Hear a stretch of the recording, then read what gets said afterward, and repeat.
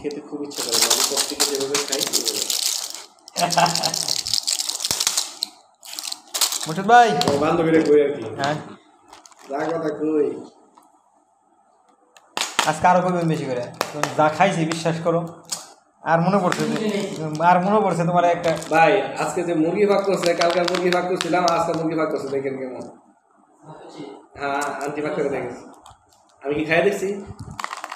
কালারই আমার পছন্দ হয়নি এই ভাই আমার দুধ সাথে যদি কেউ থাকতো আসলেই একটা হোটেল দিতাম